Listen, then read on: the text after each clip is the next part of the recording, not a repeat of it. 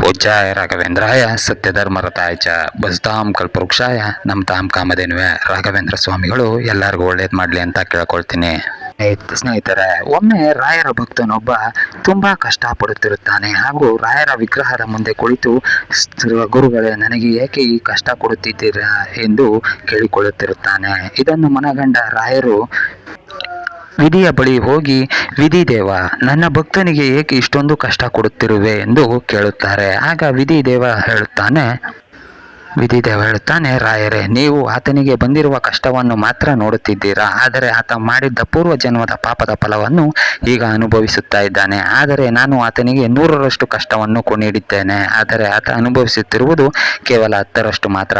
ಏಕೆಂದರೆ ಆತ ಸದಾ ನಿಮ್ಮ ಧ್ಯಾನದಲ್ಲಿ, ನಿಮ್ಮ ಭಕ್ತಿಯಲ್ಲಿ ಮುಳುಗಿದಿರುವುದರಿಂದ ಆತನ ಪಾಪದ ಫಲ ಕಡಿಮೆಯಾಗಿದೆ. ರಾಯರೇ, ಅಮೃತವನ್ನು ಪಡೆಯಲು ದೇವತೆಗಳೇ ರಾಕ್ಷಸರೊಡನೆ ಗೂಡಿ ಸಮುದ್ರ ಮಂಥನವನ್ನು ಮಾಡಬೇಕಾಯಿತು. ಹಾಗೆಯೇ ನಾನು ನೀಡುತ್ತಿರುವ ಕಷ್ಟಗಳೆಲ್ಲ ರಾಕ್ಷಸರಿದ್ದ ಹಾಗೆ, ನಿಮ್ಮ ಭಕ್ತಿ ದೇವತೆಗಳಿದ್ದ ಹಾಗೆ. ಆ